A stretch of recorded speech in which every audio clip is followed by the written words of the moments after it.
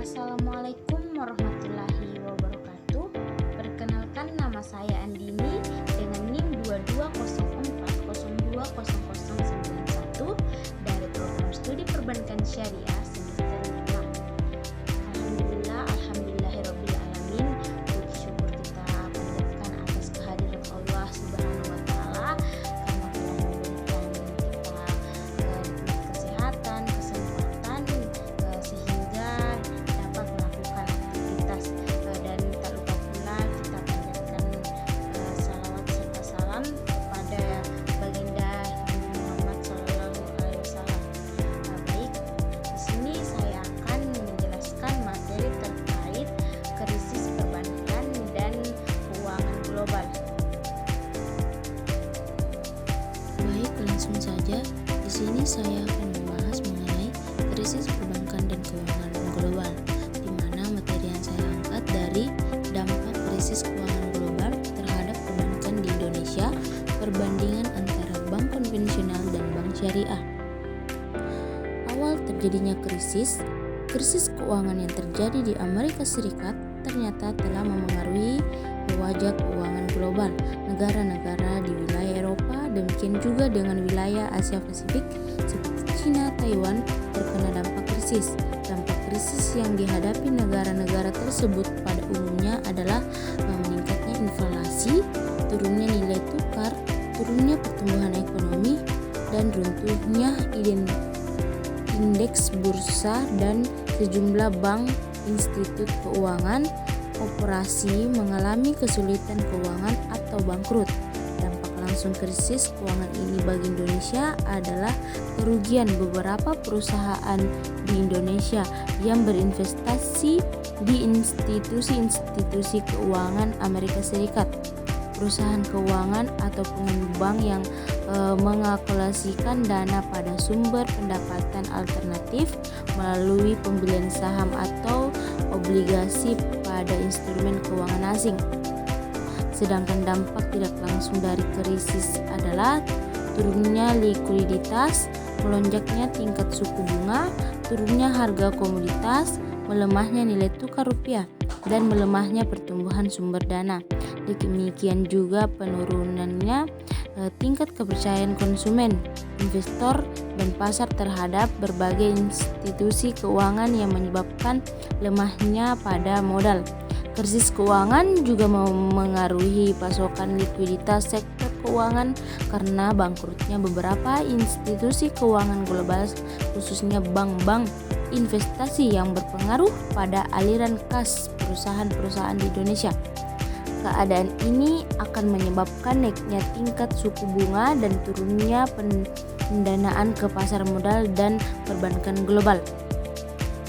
Untuk mengatasi dampak krisis ini, Bank Indonesia menempuh beberapa langkah, yakni memperkuat likuiditas sektor perbankan, menjaga pertumbuhan kredit pada tingkat yang sesuai untuk mendukung target pertumbuhan ekonomi, dan kebijakan terkait neraca pembayaran. Kebijakan yang dijalankan adalah memperkuat sektor perbankan untuk mengantisipasi dampak peringanan likuiditas global.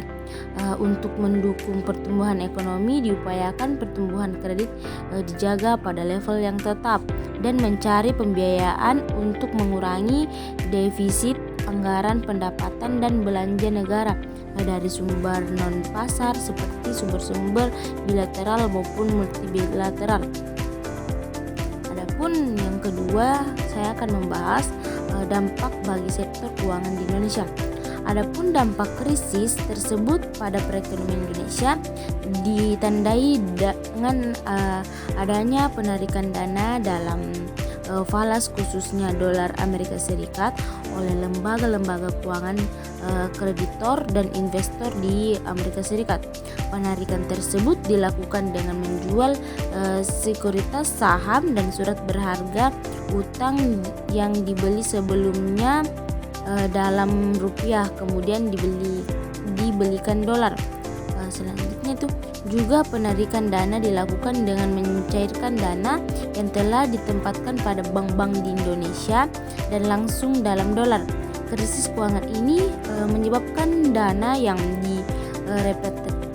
direpatriasikan sejumlah besar sehingga menimbulkan penjualan saham dan surat berharga utang dalam jumlah yang besar. Keadaan ini menjadikan harga sekuritas saham dan surat berharga utang akan turun sehingga indeks harga saham juga mengalami penurunan yang tajam. Selanjutnya saya akan membahas pengaruh krisis pada bank syariah dan bank konvensional. Krisis keuangan ini menyebabkan Bank Indonesia meningkatkan rate untuk merendam inflasi yang diakibatkan oleh turunnya nilai rupiah terhadap dolar. Kenaikan BI rate direspon dengan kenaikan tingkat bunga bank konvensional secara masif. Namun kenaikan tingkat bunga ini tidak mempengaruhi bank syariah secara langsung.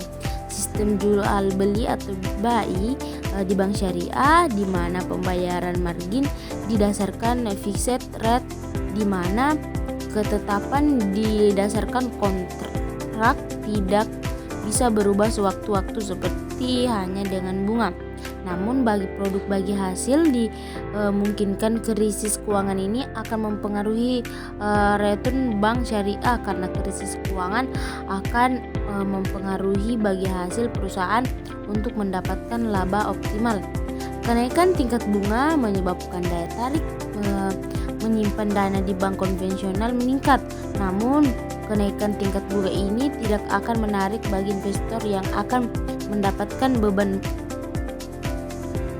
bunga yang lebih tinggi. Sementara itu kenaikan tingkat bunga akan menurunkan niat masyarakat yang menyimpan dana di bank syariah karena tingkat margin lebih rendah dibanding tingkat bunga simpanan bank konvensional. Namun bank syariah akan lebih menguntungkan bagi investor karena margin yang dibebankan pada investor bank syariah lebih rendah dibandingkan dengan bank konvensional.